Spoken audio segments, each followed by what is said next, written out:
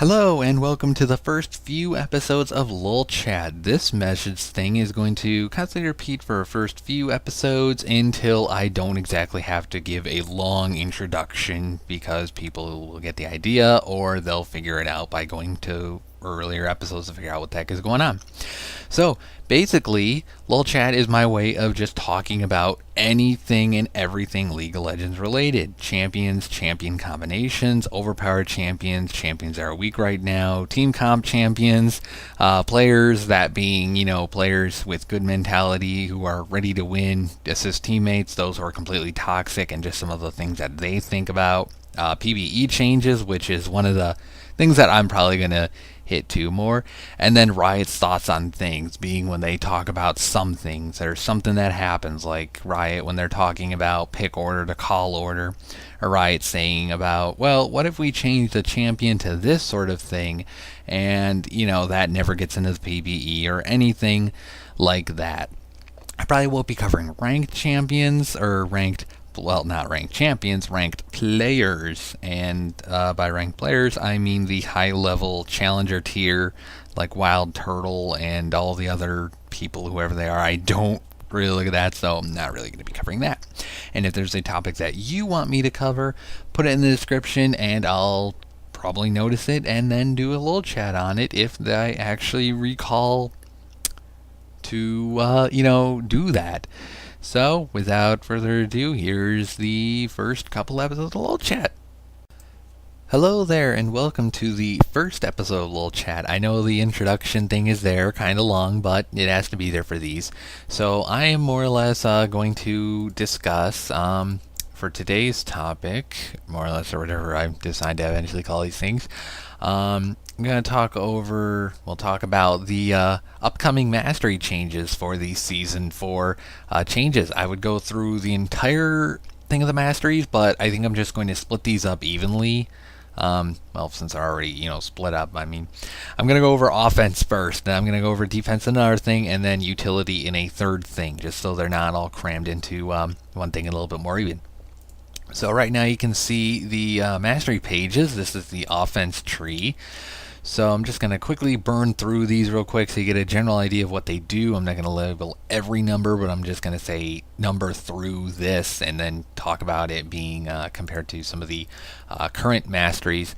And I've actually read these over, and from last time I believe there is not a single piece in the mastery tree that is like more or less useless. And by useless, in the second row in the offensive tree, there's actually an ability called Destruction.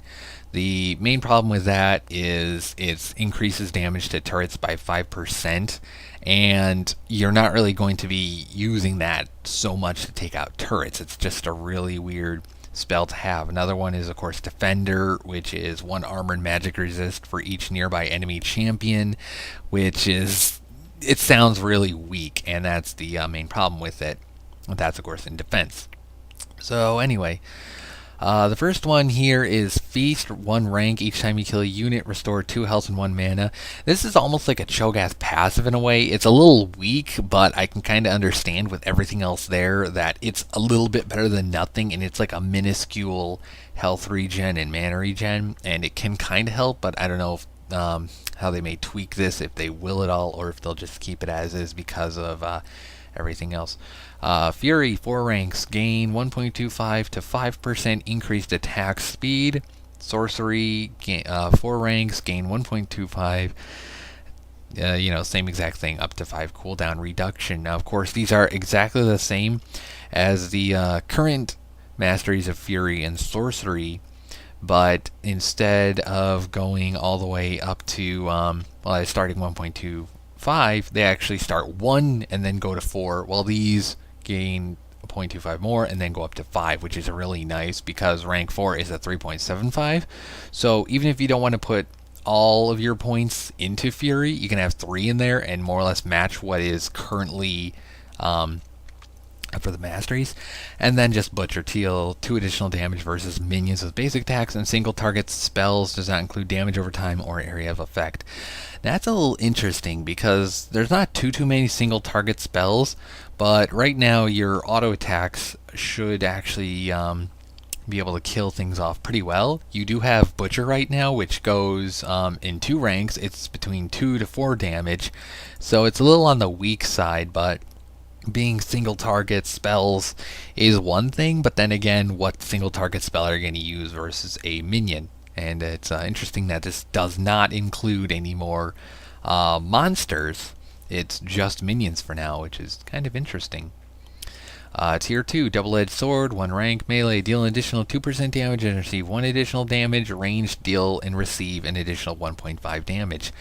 Now this is actually kind of interesting too, because it's more or less saying that melees are probably going to pick this up if they have a better gap closer, because they're going to be able to deal more damage when they get close to somebody while they take a little more. But if you're fighting somebody who does sustain damage over time, then they're probably not going to have that much of a problem versus them. And of course, 1% and 2% is really weak when you think about it, but late game, it's really just pennies, because it's like, here's 300 damage, and you are going to take 3 more damage because you got the 1%, or, 4.5 because you got the 1.5. I think I did that right. So it's a little weird right now to see something like that, but it is an interesting idea, especially with range being even from each other. Brute Force, 3 ranks. Mental Force, 3 ranks. Between 4, 8, and 12 damage up to level 18, and 6, 12 to 18 ability power up to level 18. And that is more or less exactly the same as it currently is, but it's actually Deadliness and Blast are currently used for names for the Season 3 masteries. Now I know Mental Force is exactly the same in ability power, but I believe Deadliness I think is also up there as well, so they're both even with each other from before. They're just renamed to Brute Force and Mental Force instead of Deadliness and Blast, so no changes there. Tier 3, Spell Weaving, 1 rank. Damaging an enemy champion with an auto attack increases your spell damage by 1%, stacking up to 3 times max 3% damage increase. Now that's actually a real interesting one too, and the fact that it's also connecting to another spell as well, which I'll get to Blade Weaving afterwards. But this apparently does work with Gangplank and Ezreal's Qs, because they are technically auto attacks. So if it's an auto attack, it's going to work very well. And this could more or less work for hybrids, since they are someone like Kale, who's able to auto attack really quickly. Then she's able to get her spell damage to deal more and more as it goes, similar to her Fervor passive or whatever it is that reduces armor, and then it would armor and MR or whatever, and then deals more damage as it goes. So that's a real interesting one that I think a lot of people are going to even Teemo's going to use. I'm definitely going to use it with top lane Thresh. So that's pretty good. The Martial Mastery, 1 rank, requires Brute Force. This gives you 5 attack damage. Now this is, of course, is it exactly? Yep, they changed. Martial Mastery was actually, that idea was named Brute Force before. Currently, Brute Force gives you up to 3 extra damage, and Mental Force gives you up to 6 ability power. So they basically switched those around. I don't actually believe there is a Mental Force. Oh wait, nope, Mental Force. Yeah, Mental Force switched around. They moved it up to the ability power per level. So that's 5 attack damage for Martial Mastery. Then Arcane Mastery is 8 ability power, which is actually a little bit higher too. It's 2 more ability power points than what we currently have on Live, Season 3, whatever you want to call it. And then they actually moved Executioner up too, which is kind of interesting to see them do that. But then again, they moved something else really good down below. So it's not too bad there. But Executioner, 3 ranks, increases damage dealt to champions below 20, 35, 50 health by 5%. And that is a little bit different. It's a scaling version of what we currently have with Executioner, which is a single point 5% more damage to targets below half health. So this is now a scaling ability, which is definitely going to get used for physical and probably even magic damage dealer, since it's not set to physical damage or magic. It's just straight any damage. Alright, tier 4, Blade Weaving, which is what is connected to Spell Weaving. In case you are not aware of where we are on this, we are right next to the guy who looks like Mordekaiser and the Mage. So we're on the left side there. So Blade Weaving, 1 rank, requires Spell Weaving. Damaging a champion with spell increases your basic attack damage by 1%, stacking up to 3 times max 3 damage increases. This cannot be trigger more than once per second. Weird wording on the thing, just a little typo. So this is more or less the opposite of Spell Weaving. Now, Spell Weaving, as I said, is auto attacks to gain spell damage, and this is spell damage to gain auto attack, well, basic attack damage. So this may actually work for, I was thinking that does it actually work for those who have auto attacks that will constantly splash, like Teemo, who has single target magic damage, or Thresh, who has magic damage in his hits. Anybody with a Nashers, even though Nashers wouldn't really apply to this since it's not spell, but none of those I think are actually going to apply. This is more or less for Ezreal than anything, since he technically, I think it would count with his Q and his W, since his Q is technically a spell, but it is an on-hit spell. So I think Ezreal would be able to use that pretty well, but I don't know how much, and Ezreal may go for it. Alright, Warlord, the Mordekaiser face. 3 ranks, increases bonus attack damage by 3.55%.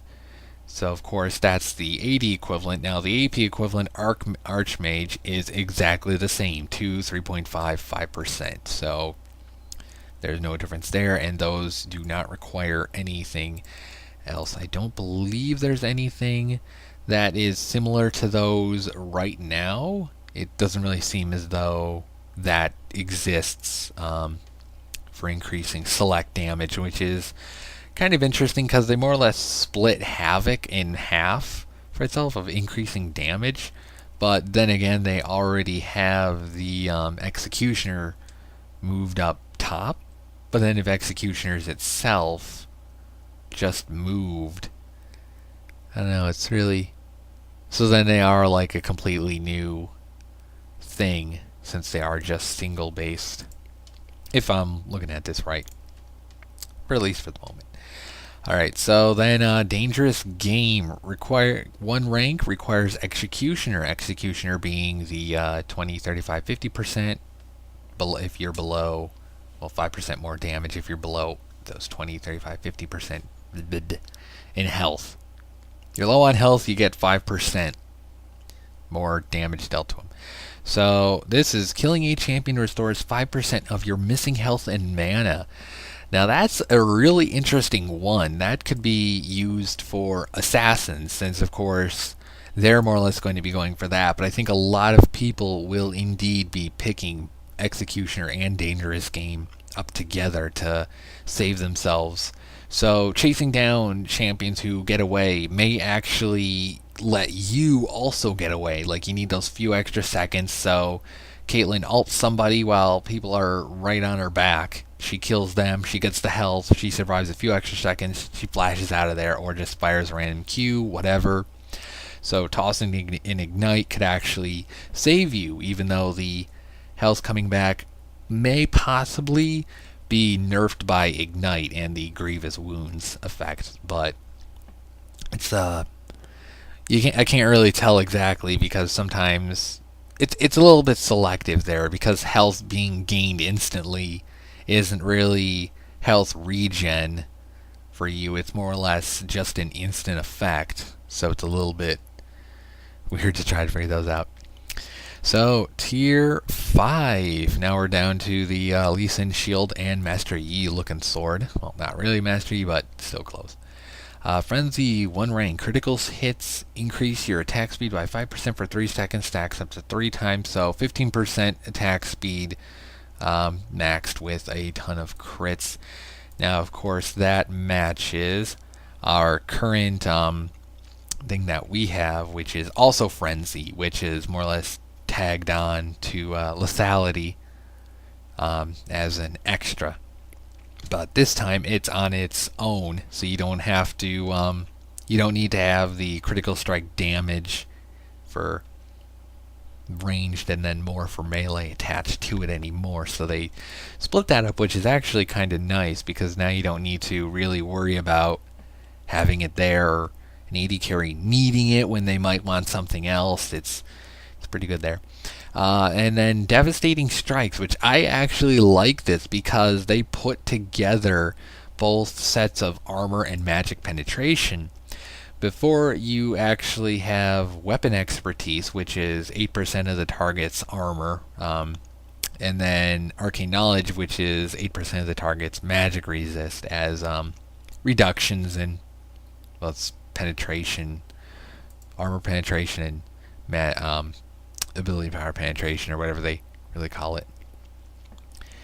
So I don't believe they actually have any other sort of pen. This goes from 2 to 4 to 6. I'm not sure if I said that. And of course, currently we're actually 1 point for each, and it's at 8. Before it was 10 in Season 2, then they dropped it to 8, and now they're dropping it again. And the only other thing that's similar to this right now is actually something that they did with Archmage, which is increasing your ability power, because we already actually have Archmage right near the bottom, right above Executioner. You need about 17 points, I believe. Yep, 17 points to get the first point into it. It's 4 levels for it. And then they decided that they wanted to pair it with bonus AD as well. So they put that as well over there, which hasn't been here before. Warlord is completely new. There's nothing to match Warlord in the Mastery Tree. So they more or less took Devastating Strikes and, again, put the two together as a thing. It's weaker, but it's still better to have it together because it's better for hybrid champions or anybody who's doing auto attacks and magic damage at the same time. So there's really no difference between it. Or if you have abilities that deal magic damage, Aatrox's a good example for one. His slow that he throws out, the cone, is actually magic damage, even though it scales physical, I believe. And his ultimate, I am definitely sure, scales ability power and deals ability power. So that's actually really good as a hybrid. So of course they had to take away 2% for it, and then putting in the ranks for it makes it a little bit more like, if you want this, you gotta work for it and spend points for Devastating Strikes. And then the second to last one, Arcane Blade, 1 rank. Your basic attacks also deal magic damage bonus equal to 5% of your ability power. It is exactly the same as Spell Sword that we have right now. Basic attacks deal 5% ability power and bonus magic damage on hit. So it's exactly the same there. And then the last level 21 point system that they have is Havoc, 1 rank, 3% increased damage. So that's actually completely new as well, but it's more or less a alternate version of Havoc. But ironically, it's actually like the complete opposite to the current Season 3's 21 points down defensive option. Well, the last one, which is Home Guard, which reduces damage taken by 3%. So this now increases damage by 3%. So it's a little bit interesting there. And so you are aware they do not seem to have that as a the current Season 3 3% defense as the final defensive thing for Tier 6 in the defense tree. Weird wording, and I'm going all over the place with that, but yes, it's not here anymore. And I do not see anything that... Oh, That's area of effect damage. Increases all sorts of incoming healing. Nope. I don't seem to notice impaired movement. Okay, so it's similar. It looks like it's not here, but I'm not exactly sure. We'll figure that out when we go into the other parts of the tree. This one was a little bit long, but generally my thought on this is that it's actually really good. It's more balanced out. Feast is a little bit weird. Butcher's a little weird as well, but those could get changed. Those could get completely ignored. But if I think about it, Feast is almost like a way for junglers, but you never really know because you're not going to be killing so many units. Well, compared to somebody in lane, you will. So there's a bit of a difference there. But then again, with Fury and Sorcery at the top in Tier 1, having 4 rank points to go into themselves, you're more or less going to put to them than you are going to be putting into Feast or Butcher. So they're more or less going to hang around as they've done before. The double-edged sword is an interesting idea. I do like that brute force and mental force are the same as they were before. They kept them and they knew exactly what they should. Name, of course, being different for them, but still being deadliness and blast in a nutshell. The spell weaving and blade weaving is a really interesting combo. It kind of helps those who aren't exactly AD but aren't exactly AP, and those who then split their mastery going hybrid. So instead of having one powerful thing or another set of powerful things, they get the best of both worlds while still not being completely garbage, because it's like, oh, you're scaling 40% AD and then 20% AP, while another spell is 80 AP and only 10 AD, and then you're trying to get both of them, but then it's like, well, use that spell and that's garbage. You barely got anything out of this one, even though it's, the highest maxed out thing. So it's going to be really interesting for the offensive tree, and I'll see you in the defensive tree. Bye, guys.